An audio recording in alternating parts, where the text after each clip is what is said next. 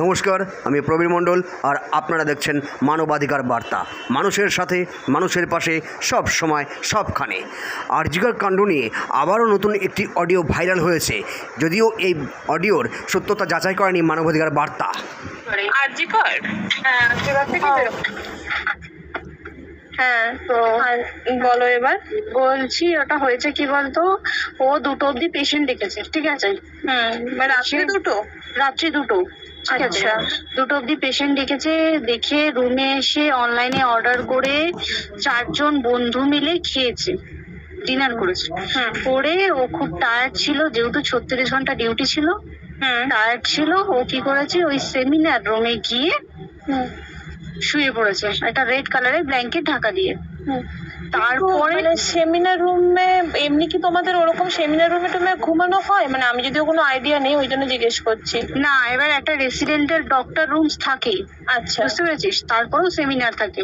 এবার সেমিনারে একটা বেড থাকে, আর ডক্টরস রুমে 2-3টে যেরকম বড় ঘর হবে সেরকম বেড পাতা থাকে। আচ্ছা আচ্ছা। মেনলি ডক্টরস রুমে শোয়ার কথা, ঠিক আছে?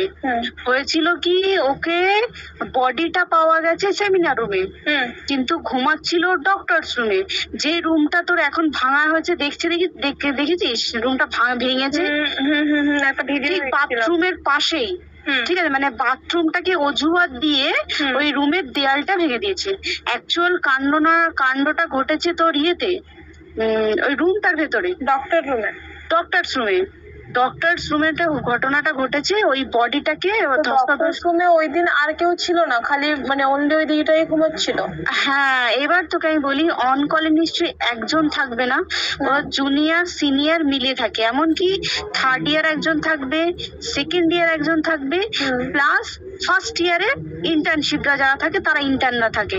আর চেস্ট এমন একটা ওয়ার্ড হচ্ছে, কোভিড এর পর থেকে প্রায় হামেশাই সবার শ্বাসকষ্ট হচ্ছে, মানে আসছে মানেই শ্বাসকষ্ট হচ্ছে। আর চেস্ট ওয়ার্ড আর চেস্ট মেডিসিন দুটোই পাশাপাশি ওয়ার্ড, ঠিক আছে? তো কেউ কি শুনতে পাইনি? কেউ শুনতে পাইনি। ওটাই তো আমি ওই দিনকে ওটাই ভাবছিলাম। এবার দেখ, ধস্তাধস্তি করাতে একটা নিশ্চয়ই চিৎকার হয়, একটা ভায়োলেন্ট হয়, বুঝতে পেরেছিস? তারপরে আবার কি, যে 4জন ওর সাথে খেয়েছে তারা কোথায়? তারা কেন মিডিয়ার সামনে আসছে না? তাই তো, তারা কেন আসছে না? তোমার ওই দিন ডিউটি ছিল না রাতে? ওই দিনকে আমি নাইটে ডিউটি করছিলাম। আচ্ছা, আমি নাইটে ডিউটি করে এসেছি, আমার লাস্ট নাইট ছিল। তো আমার তো 3 দিন নাইট থাকে, 3 দিন নাইট থাকার পর লাস্ট নাইট ছিল। লাস্ট নাইটের পর বুধবার আমার লাস্ট নাইট। বুধবার রাতে ঘটনাটা ঘটেছে। আমি বাড়িতে এসেছি, রীতিমতো বাড়িতে এসে শুয়ে পড়েছি। 3টের সময় আমার কাছে ফোন এসছে যে সবাইকে ডেকে পাঠিয়েছে, ইমিডিয়েট আয়। তখন গিয়ে দেখি আরজিকরে এই অবস্থা, পুরো গোটা হাসপাতালকে ডেকে পাঠিয়েছিল। গিয়ে দেখি পুলিশ ছয়লা, মানে আর ওকে যেভাবে, আমি তো বডিটা দেখেছি রে, মানে আমাদের এখনো পর্যন্ত চোখ থেকে নামছে না। রীতিমতো মনে হচ্ছে মেয়েটা যেন আমাদের পাশে ঘুরছে, একদম এরকম, মানে মানে অদৃশ্যমান। মানে আমরা এরকম ভাবতে পারছি না যে এরকম ভূত থাকে বা একটা স্পিরিট থাকে বা কিছু। এখন আমরা বুঝতে পারছি না ওর আত্মাটা এখনো ঘুরছে আমাদের আশেপাশে। দেখ, ওর আমার তলাটায় নাকি, তো ওর থেকে ও থাকে 4তলায় ঘটনাটা ঘটেছে, ঠিক 2টো ফ্লোর নিচেই আমি থাকি, আমার রুমটা, ঠিক আছে? কিন্তু তাও আতঙ্কে আমরা মানে একদম স্তব্ধ হয়ে গেছে আরজিকরটা। কিন্তু ব্যাপারটা হচ্ছে, তাহলে ডক্টর রুম থেকে ওকে সেমিনার রুমে নিয়ে যাওয়া হয়েছে? হ্যাঁ, অবশ্যই নিয়ে যাওয়া হয়েছে। এবার দেখ, নিয়ে যাওয়া হয়েছে, ওকে যেভাবে মারা হয়েছে এটা একার পক্ষে অসম্ভব, ইম্পসিবল। পুরোপুরি গ্যাং রেপ ছাড়া কোনো কিছু নয়। আর শুধুমাত্র রেপ নয়, রেপ করলো ছেড়ে দিল, ঠিক আছে, ওকে রীতিমতো মার্ডার করেছে।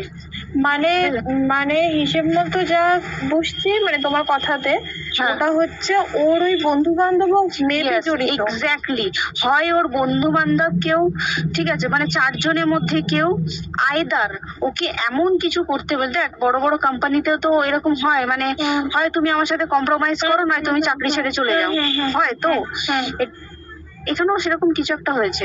যাকে যে ক্রাইম করেছে সেও কিন্তু নর্মাল ডক্টর নয়, কিন্তু সেও একটা ভালো পোস্টে র্যাঙ্ক করছে, বুঝতে পেরেছিস? তবেই কিন্তু পুরো ব্যাপারটাকে হসপিটাল চেপে যেতে চাইছে, পুরো ব্যাপারটা। তাহলে এই সিভিক যে ও কোথা থেকে আসছে? এবার তোকে আমি বলি ওটা কোথা থেকে আসছে। আমাদের প্রিন্সিপাল চেঞ্জ হয়ে গেছে, ডেপুটি সুপার চেঞ্জ হয়ে গেছে, তারপরে আমাদের ওই অ্যাসিস্ট্যান্ট সুপার চেঞ্জ, সব চেঞ্জ হয়ে গেছে। তারপরে যে ওয়ার্ডের ডাক্তাররা ছিল, সিস্টাররা ছিল, ওয়ার্ড বয়রা ছিল, মাসিরা ছিল, সবাইকে ডেকে এখন সাসপেন্ড করা হয়েছে। তারা কোথাও যেতে পারবে না, রোজ গিয়ে কোর্টে গিয়ে দেখা করছে। আজকেও কোর্টে গেছিল সবাই। তারপরে তারপরে তো তোর এগুলো হলো, তারপরে তোর কি বলে, আরে বল না, ওই সিবিআই এটা হয়েছে কি, মানে ও সেই সঞ্জয় রায় যে ধরা পড়েছে, অ্যাকচুয়াল কিন্তু ও নেই, ঠিক আছে? ওর এতটা ক্ষমতাই হয় না।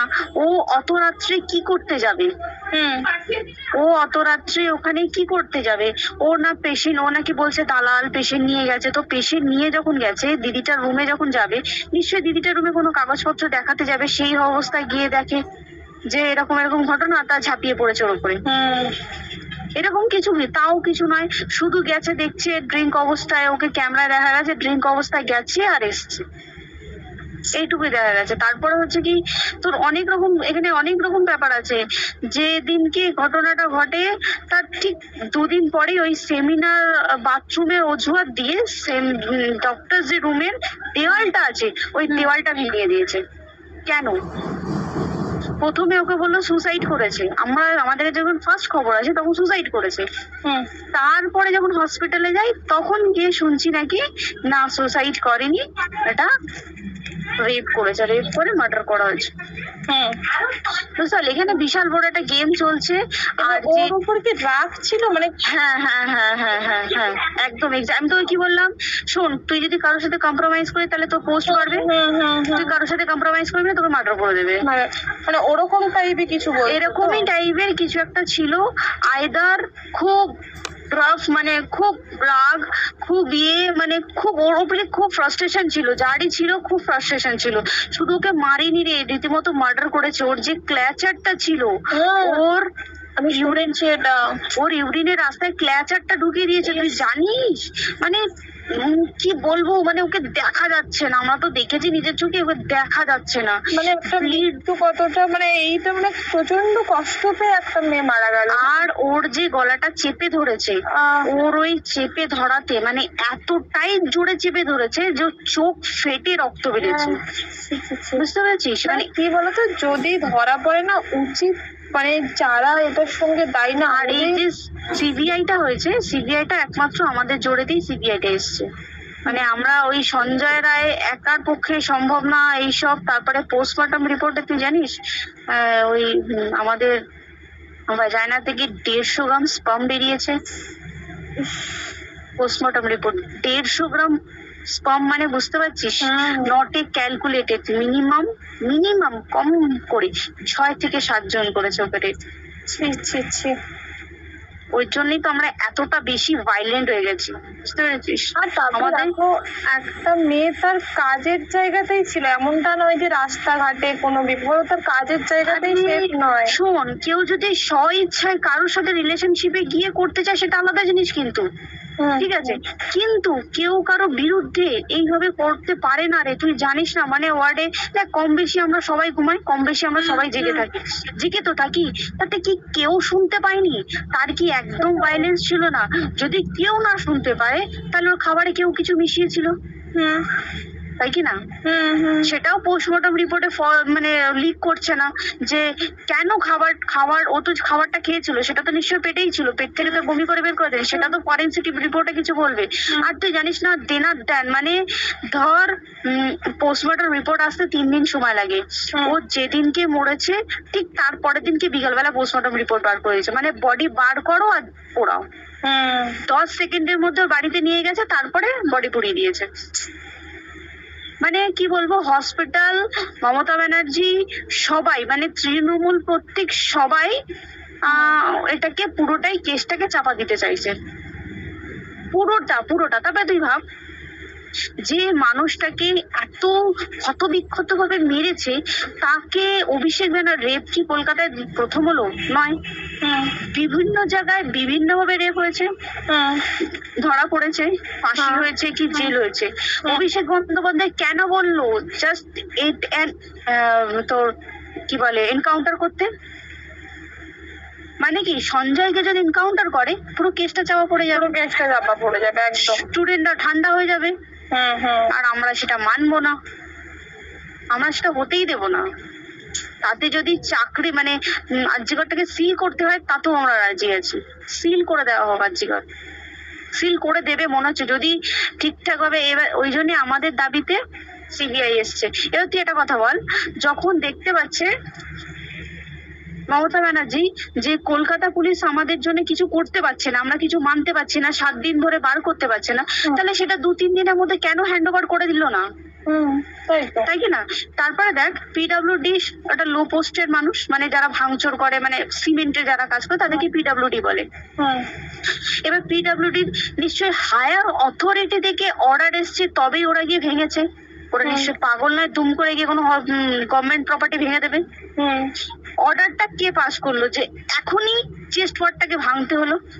সিবিআই আসা পর্যন্ত অপেক্ষা করতে পারতো। কারণ আজকে অত বড় বিক্ষোভ হবার কারণ কি হচ্ছে? একটাই কারণ, যে মেয়েটি মারা গেছে ঠিক আছে, কিন্তু তাকে এত বেশি মলেস্ট করে, এত বেশি রেপ করে বা বেশি ওকে মেরেছে, তার কি কোনো প্রতিবাদ নেই?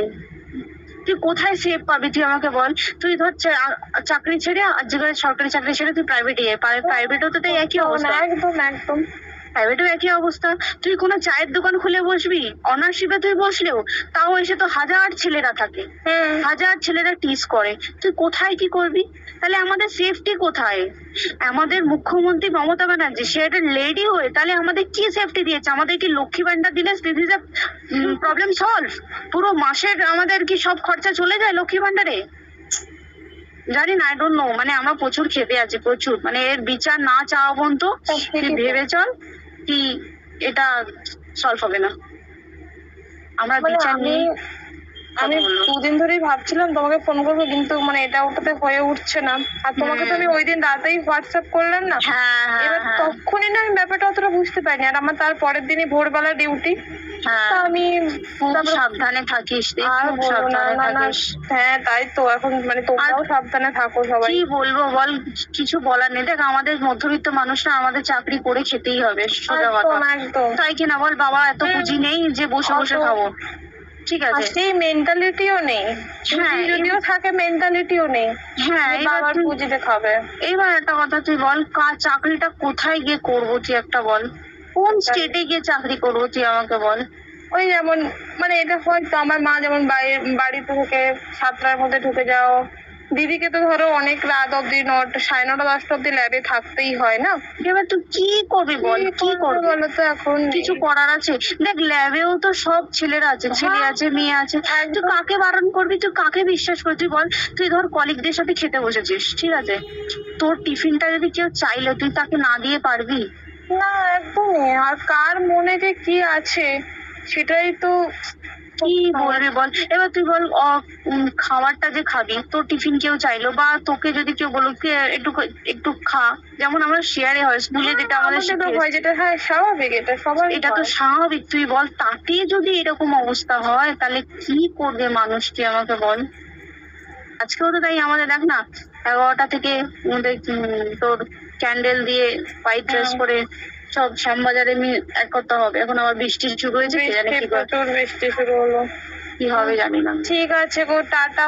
হ্যাঁ চল টাটা। হুম হুম হুম।